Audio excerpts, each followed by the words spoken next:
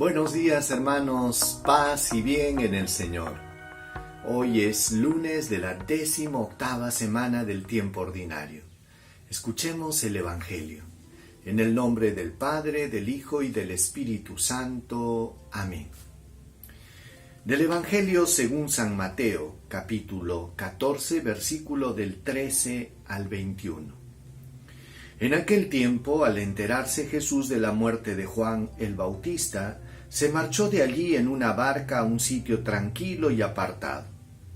Cuando la gente lo supo, lo siguió por tierra desde los pueblos. Al desembarcar vio Jesús la muchedumbre, sintió compasión de ellos y curó a los enfermos.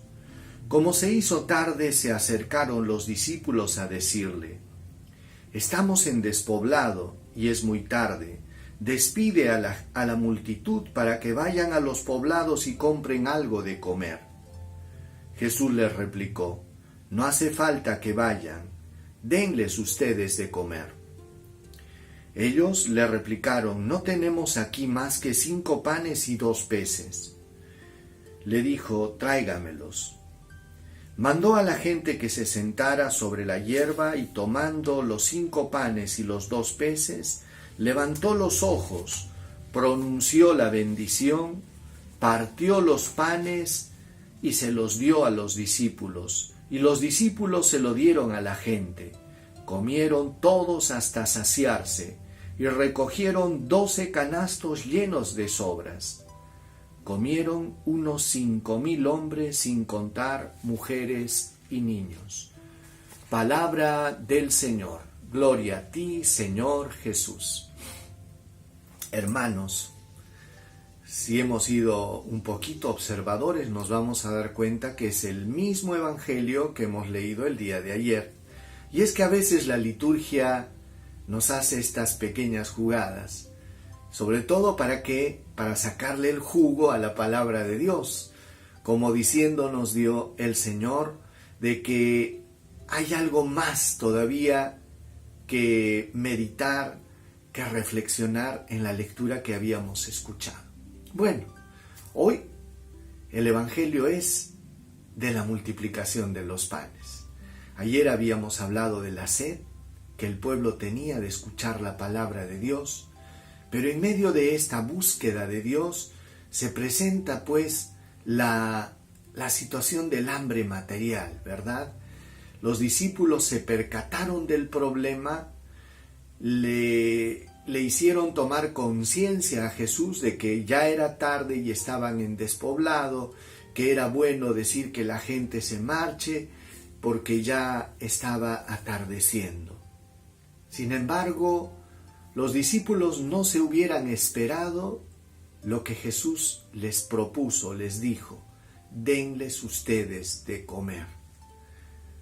Este denles ustedes de comer les llevó a los discípulos a ver cuánto tenían para dar, y solo tenían 5 panes y 2 pescaditos.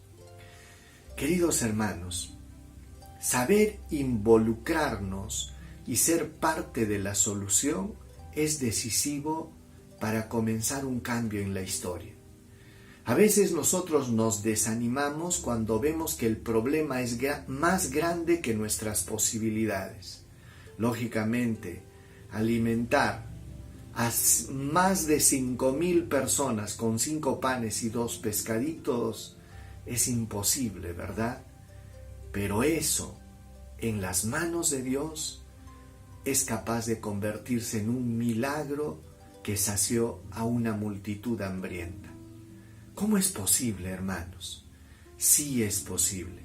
Yo creo que Jesús nos está diciendo algo en esta lectura. Involúcrate, hermano. Sé parte de la solución. A veces me encuentro con gente que tiene una capacidad muy crítica y ve la historia y la realidad con mucha claridad, pero sin embargo se quedan en una actitud crítica sin hacer nada. Encuentro gente que dice: ¿y por qué los curas no hacen? ¿Y por qué las monjitas no hacen? ¿Y por qué el gobierno no hace? Y a veces muy agudos en decir las cosas. Pero la pregunta es esta: ¿Y qué estás haciendo tú? ¿Qué estás haciendo tú para que este mundo sea más humano?